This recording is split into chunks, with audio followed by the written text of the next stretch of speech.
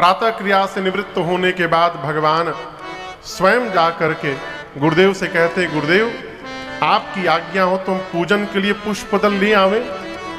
गुरु जी ने अनुमति प्रदान की। राम लक्ष्मण जी समय जानी गुर आय सुपाए, समय जानी गुर आय सुपाए, लेना प्रसूना चले दो भाई, लेना प्रसूना चले दो भाई, भूप बाग पर देखे जाए, भूप बाग पर देखे जाए, जहाँ बसंत ऋतु रही लुभाए, जहाँ बसंत ऋतु रही लुभाए, बाग में लागे पीटप मनोहर नाना, लागे पीटप मनोहर नाना, बरन बरन बर देली पिताना, बरन बरन बर देली पिताना, नव पल्लव फल सुमन सुहाए, नव पल्लव फल सुमन सुहाए, निज संपत्ति सुर रूख लजाए, निज संपत्ति सुर लजाए, चातक को किलकीर चकोरा, चातक को किलकीर चकोरा,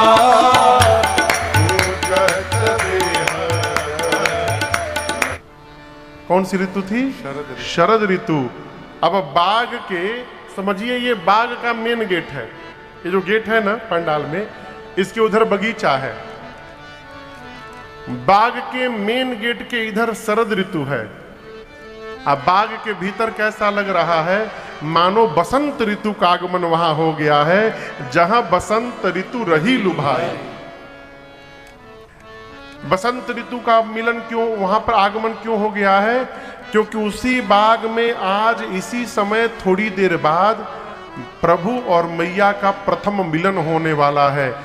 जब भगवान और भक्ति एक साथ मिल जाते हैं तो वहां सदैव बसंत ही बसंत बना रहता है, वहां पतझड़ नहीं आ सकता। गोस्वामी जी कहते हैं ऐसा लग रहा है बाग में बसंत ऋतु का आगमन हो गया। ठंड के समय में सारे पत्ते गिर जाते हैं। आप जंगल में देखिएगा प्रायः झाड़ दिखाई पड़ता है।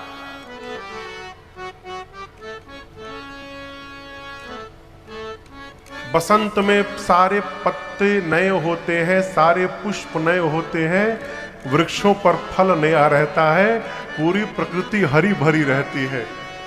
बाग के बाहर तो शरद ऋतु है, लेकिन बाग के भीतर बसंत ऋतु का आगमन हुआ है। किसी भी पौधे पर पुराना पत्ता नहीं है, न पुराने पुष्प है, न पुराना फल है। नव पल्लव फल सुमन सुहाए। देवलोक से देवराज इंद्र जब इस बगीचे को देखते हैं तो उनको भी आत्मग्लानि होती है कि देवताओं के लोक में भी उतना सुंदर बाग नहीं है जितना मिथिलापुरी में जनक जी महाराज के पास बाग है। ये उनकी महिमा है। और देखिए हमारा जीवन जैसा होता है ना, हमारे अगल बगल का वातावरण भी वैसा ही बन जाता है। उसको बनाना नहीं पड़ता, अपने आप बन जाता है। आज बाग में चातक, कोयल, तोता, चकोर, मोर आकर चहचहा रहे हैं, मोर नृत्य कर रहे हैं। बाग तड़ाग बिलो की प्रभु हर से बंधु समेत। बाग तड़ाग, तड़ाग समझते हैं? तड़ाग मने किसको मालूम है? तड़ाग मतलब क्या होता है? कहिए कहिए कहिए, नंबर नहीं कटेगा, कहिए। तालाब, तड़ाग मतलब तालाब, सरोवर को तड़ाग कहते हैं। उस बगीचे के बीच में एक सुंदर तालाब था। तालाब की सीढ़ियां मणियों से सजाई गई थीं। तालाब के बगल में पार्वती मैया का मंदिर था। राम जी बाग हर से बंधु समेत, परम रम्य आराम यह जो राम ही सुख दे। भगवान चारों तरफ देखे और मालियों से बुलाकर भगवान पूछे कि हम अपने गुरुदेव के पूजन के। भगवान पुष्पदल लेने लगे और उसी समय अरे सखियन संग मैया जनक दुलारे, पुष्पदल लेने तेहि अवसर सीता तह आई। उसी समय मैया वहां पर आई। और मैं आपसे कहूं, सीता जी आई नहीं है, भेजी गई हैं। मैया आई नहीं है, भेजी गई है। किसने भेजा? गिरिजा पूजन जननी पठाई। सीता जी की मां मैया सुनैना जी ने सीता मैया को उनकी सखियों के साथ पार्वती जी की पूजा करने के लिए भेजा है। यह प्रसंग कही रहा है कि बच्चे यदि हमारे भगवान से दूर हो गए हैं तो ये बच्चों का अपराध नहीं है, ये हमारा अपराध है। क्यों महाराज? हमने बचपन में बच्चों को भगवान से जोड़ा ही नहीं कभी, इसलिए बच्चे भगवान से दूर हो गए हैं। यहां सीता जी को उनकी मां भेज रही हैं, जाइए पार्वती जी की पूजा करके आइए। इसलिए बच्चे जब छोटे रहे ना, तब से धीरे धीरे उनको भगवान से जोड़ते रहिए। सीता मैया आई हैं, आकर सरोवर में स्नान किया है। साथ में 8 सखियां हैं मां की। कितनी सखी हैं? 8 सखी, 8। स्नान करके पार्वती जी की पूजा करती हैं। कौन करता है? सीता मैया करती हैं। और पूजन करके सीता मैया ने अपने लिए पार्वती जी से सुंदर दूल्हा मांगा है। कहा, मां आप सिर से पांव तक मुझे देख लीजिए और मेरे लायक एक सुंदर दूल्हा मुझे प्रदान करिए। 8 सखियों में से एक सखी माई की पूजा छोड़ के बगीचा घूमने चली गई। हर ग्रुप में 1-2 चतुर आदमी होते हैं। आई है पूजा करने, पूजा छोड़ के चली गई बगीचा घूमने। और दर्शन करिए, बगीचा घूमते घूमते उस सखी ने मेरे राम जी को, लक्ष्मण जी को पुष्पदल लेते देख लिया। अब आप बताइए, बिना किसी प्लानिंग के अचानक भगवान दिखाई पड़ जाए, क्या गति होगी जीव को? वो तो देख के ऐसे ही पागल हो जाएगा। सखी बावली हो गई, दौड़ कर आई है मंदिर में जहां सीता जी पूजा कर रही थी। पांव लड़खड़ा रहे हैं, शरीर एक एक रोम पुलकित है, नेत्र से अश्रु बह रहा है, मुख से खिलखिला के हंस रही है, शरीर झूम रहा है पागलों की भांति। सखियां पूछी, अरे अरे अरे तुमने क्या देख लिया ऐसा कि तुम्हारी ये गति हो गई? बोली, वो दोनों आ गए हैं। बोली, कौन दोनों? अरे जिनकी चर्चा है कल से नगरिया में, जिनकी चर्चा है कल से नगरिया में, वही आए सखी फुलवरिया में वही आए सखी, फुलवरिया जिनकी चर्चा, अरे हाँ हाँ जिनकी चर्चा, अरे हाँ जिनकी चर्चा है कल से नगरिया में वही आए सखी, फुलवरिया में वही आए सखी, फुलवरिया में। सांवला एक है एक गोरा बदन, सांवला एक है एक गोरा बदन, देख कर भी न भरता किसी का भी मन, देख कर भी न भरता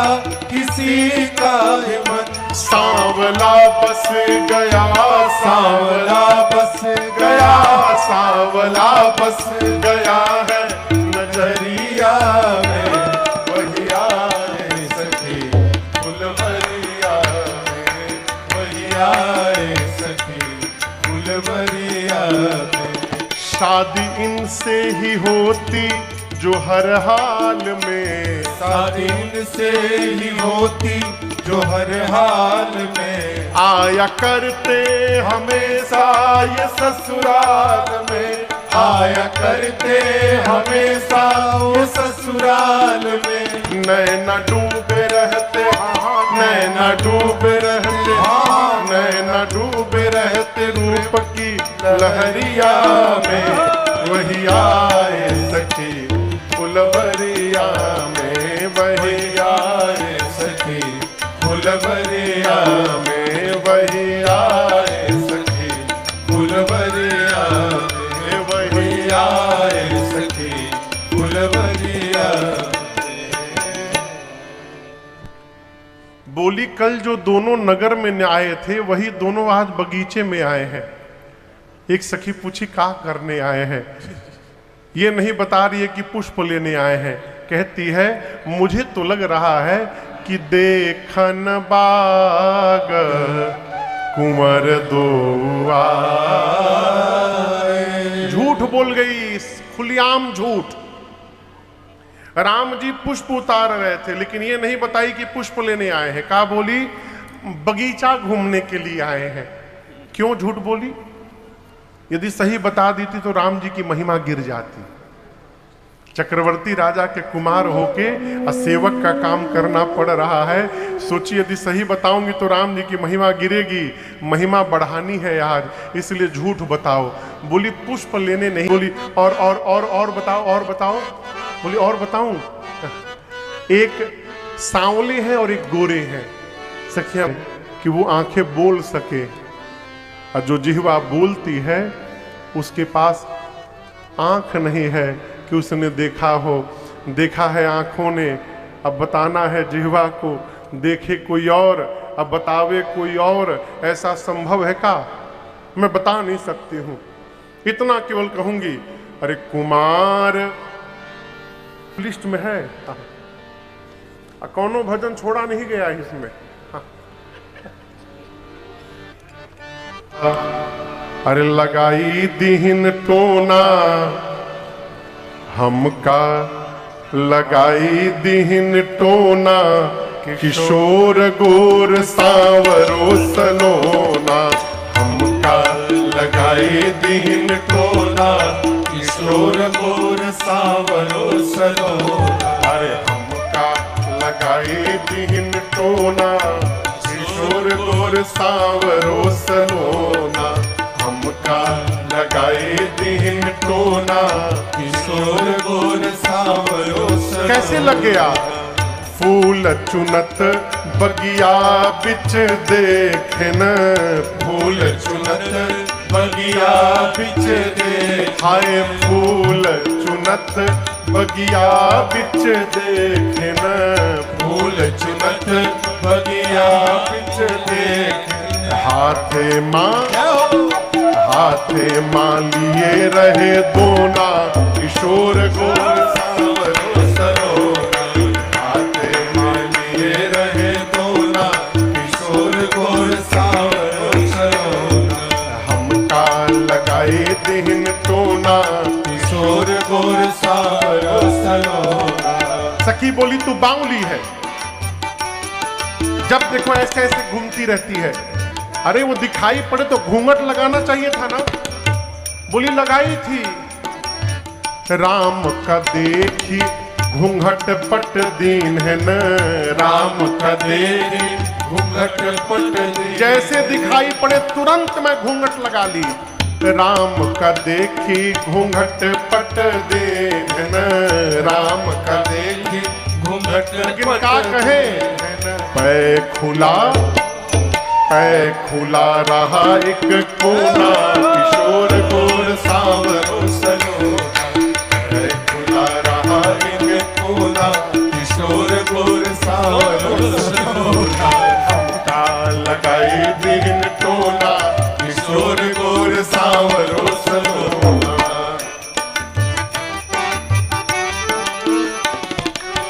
बोली कि जैसे दिखाई पड़े मैं तुरंत जल्दी जल्दी में घूंघट लगा ली, लेकिन वहां थोड़ी हवा बह रही थी, तो उस हवा के चलते घूंघट का एक कोना में फांक हो गया और उसी से टोना लग गया हमको। सखी पूछी कैसे लग गया? बोली जैसे फांक हुआ। सखी कहती है आज पूरी मिथिला में जहां भी जाओ केवल उनके ही रूप की चर्चा है। एक बार हम लोगों को भी चलकर उनका स्वरूप दर्शन कर लेना चाहिए। सीता मैया उस सखी को आगे करके चली और एक लता की ओट में आकर उस सखी ने मां को प्रभु का दर्शन कराया है। वो स्वामी जी कहते हैं मैया ने जैसे भगवान को देखा, देखी रूप लोचन लल चाने, हर्षे जनु निज निधि पहचाने। मां जानकी को ऐसा लगा कि मानो जन्म जन्मांतर का खजाना पा है। आपकी सेवा करके मनुष्य चारों पुरुषार्थ जीवन में सहज प्राप्त कर सकते हैं। मां आप सबकी अंतरात्मा में रहती हैं, इसलिए आप सबके हृदय की बात को ठीक से जानती हैं। मां आप तो मेरे भी मन की बात जान रही है ना, इसलिए मैं आज आपसे कहूंगी नहीं मैया, आप जो जान रही हैं उसको मेरे बिना कहे पूर्ण कर दीजिए भवानी जी। इतना कह के सीता जी पांव पकड़ के बैठ गए। मोर मनोरथ जानहु नीके, बसहु सदा उरपुर सब ही के। भगवान ही एक है जो सब जानते हैं, हम नहीं जानते हैं। का हम क्या नहीं जानते हैं? हम क्या नहीं जानते हैं? भगवान सब जानते हैं। हाँ, भगवान सब जानते हैं, ये बतिया हम नहीं जानते हैं। जानते भी हैं तो मानते नहीं हैं। लेकिन आप इस बात को ठीक से समझिएगा, जो भी भला बुरा है मेरे राम जानते हैं। अरे जो भी भला बुरा है मेरे राम जानते हैं, और बंदे के दिल जानते। भगवान सब जानते हैं। सीता जी पार्वती मैया के पांव को पकड़कर नीचे बैठ गई और सीता जी के इस प्रेम विनय का दर्शन करके पार्वती मैया की मूर्ति मुस्कुरा उठी। कौन मुस्कुरा उठा? मां की मूर्ति। आप में से कई लोग सोचेंगे महाराज कहीं मूर्ति भी मुस्कुराती है का? मूर्ति मुस्कुराती है कि नहीं मुस्कुराती है तो बाद का प्रश्न है। पहला प्रश्न ये है कि मूर्ति को मुस्कुराता हुआ देखना कौन चाहता है? कोई नहीं चाहता। हम इसलिए भगवान के पास जाते हैं कि हमारा डिमांड पूरा हो जाए। बस हमने सुना है जिसका काम नहीं होता है ना, वो लोग कहते हैं, मैंने कान से सुना है, अब आजकल भगवान में भी पहली वाली बात नहीं रही। भगवान का ही पावर कमजोर हो गया है। हमारे मन का ना हुआ तो भगवान में दम नहीं है, हमारे मन का हो गया तो भगवान में दमे दम है। कहो, मूर्ति मुस्कुराई और पूजन के समय सीता जी ने जो माला पहनाई थी मां पार्वती को, वो माला गले से खिसक गई। गले से माला खिसकेगी तो कहां जाएगी? नीचे के ऊपर? कहिए नीचे। नीचे कौन बैठा है? सीता मैया। पार्वती जी के गले की माला खिसकी और सीता मैया के आंचल में गिर गई। यहीं पर सीता जी को पार्वती जी का आशीर्वाद प्राप्त हो गया। ये सांकेतिक आशीर्वाद है। पार्वती जी की मूर्ति ने कहा, सीता जी आप हमारे आशीर्वाद को सत्य समझिएगा।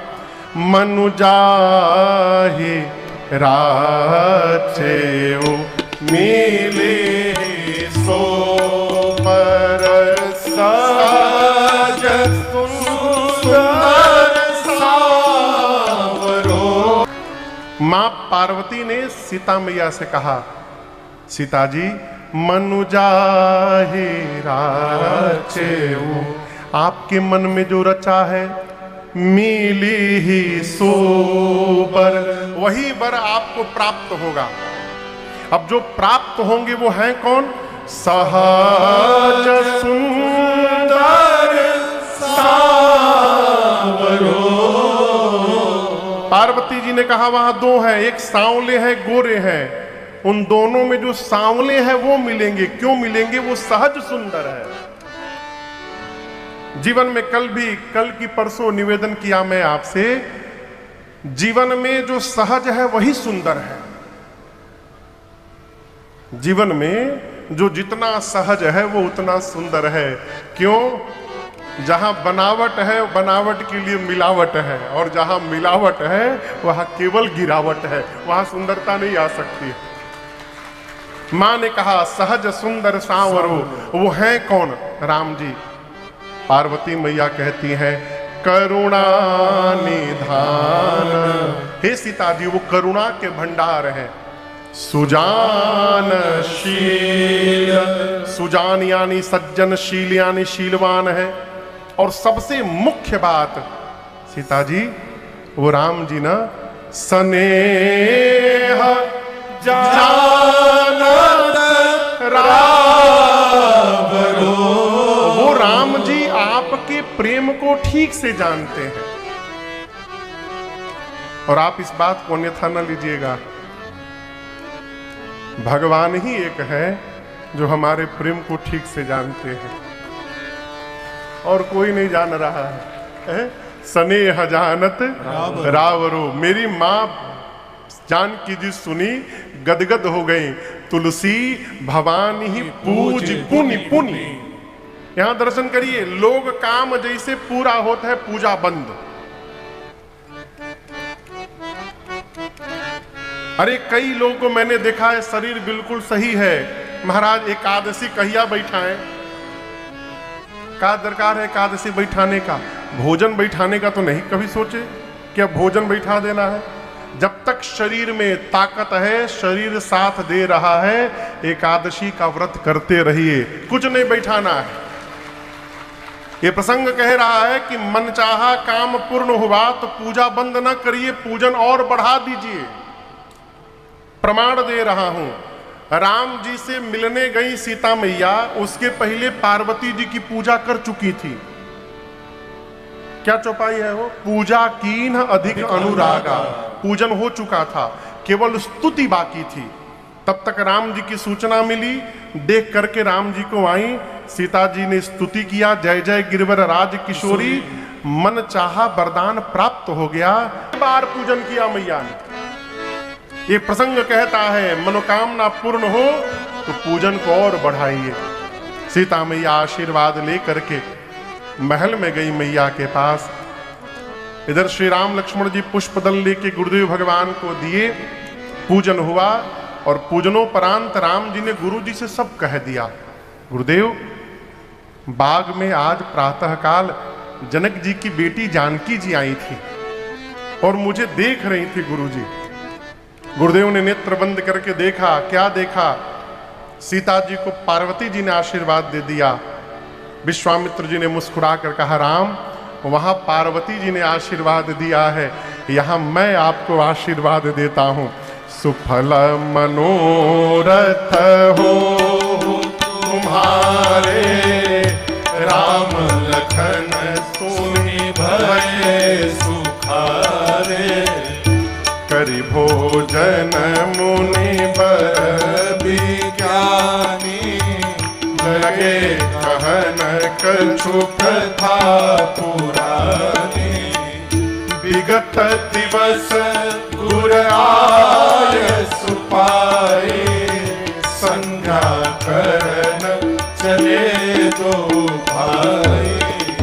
विगत दिवस गुर आय सुपाए, संध्या करन चले दो भाई। आशीर्वाद मिला। अगला दिन हुआ, आज धनुष यज्ञ का दिन है। श्री जनक जी महाराज ने राम लक्ष्मण विश्वामित्र जी को आदर पूर्वक रंग भूमि में बुलवाया है। और यहां दर्शन करिए, जैसे राम जी रंग भूमि में प्रवेश किए, एक ही राम जी सभी लोगों को अलग अलग दिखाई देने लगे। जो राजा अपने को वीर मानते थे उनको राम जी परम वीर दिखने लगे। जो असुर राक्षस कपट का नकली रूप पहन करके आए थे धारण करके, उन राक्षसों को राम जी उनके काल दिखाई देने लगे। उनको लगा मेरा काल आ गया है सभा में। जो भक्त राजा थे वहां पर, उन राजाओं को उनके भगवान दिखाई देने लगे, मेरे भगवान आ गए। ज्ञानी जो लोग थे उनको राम जी परम तत्व दिखने लगे। मिथिला के लोगों को तो अपने रिश्तेदार दिखाई देने लगे। और क्या कहें, जनक जी और सुनैना जी को अपन लड़िका दिखाई देने लगे। गोस्वामी जी कहते हैं कि जिनकी रही भावना जैसी, अप्रभु मूर्ति तिन देखी तैसी। सभी ने अपनी अपनी भावना के अनुरूप मेरे भगवान का दर्शन किया। जनक जी महाराज ने विश्वामित्र जी को पूरे रंग भूमि की रचना का दर्शन कराया। और विश्वामित्र जी एक ही शब्द बोलते थे, अद्भुत बनाया आपने महाराज, दिव्य। क्या बोलते थे? दिव्य, भली रचना, मुनि नृपसन कहे। आपसे बताऊं, प्रशंसा करना भी एक स्वभाव होता है। जिसका प्रशंसा करने का स्वभाव नहीं है ना, वो कभी नहीं कर सकता प्रशंसा। 20 रोटी खाने के बाद भी कहेगा हम पनीर में ना थोड़ा नमक ज्यादा था।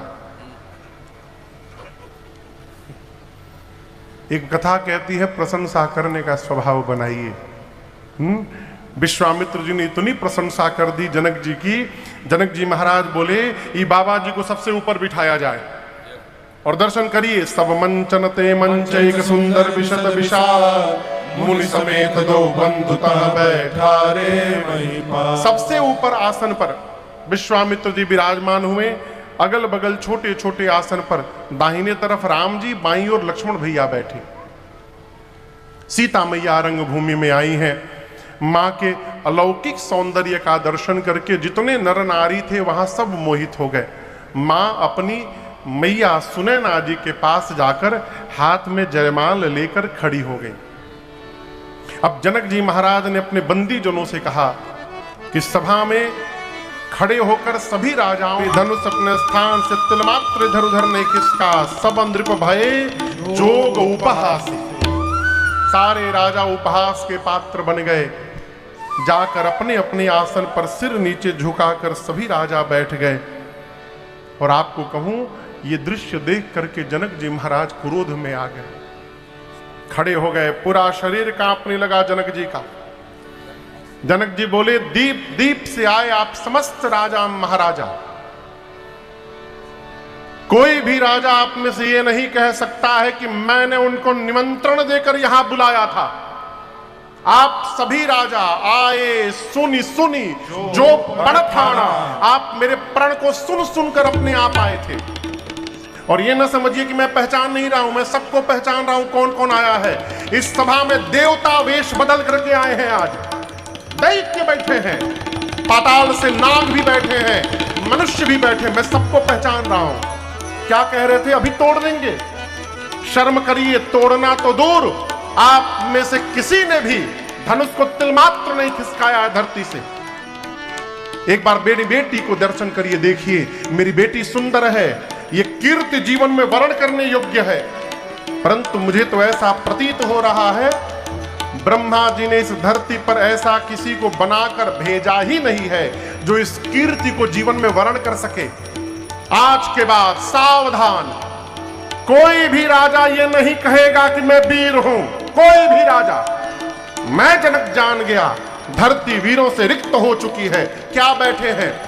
विवाह का आस छोड़िए और अपने अपने घर वापस लौटिए। आज मैं यदि प्रण का त्याग करता हूं तो मेरे जीवन भर की कीर्ति कलंकित हो जाएगी। प्रण पे टिका रहता हूं, मेरी आंखों के सामने मेरी बेटी कुंवारी रह जाएगी। मैं जनक जानता धरती पर कोई वीर नहीं है, ऐसी प्रतिज्ञा करके संसार में अपना उपहास कदापि नहीं होने देता। जनक जी ने जब पहली बार कहा कि आज के बाद अपने को कोई वीर नहीं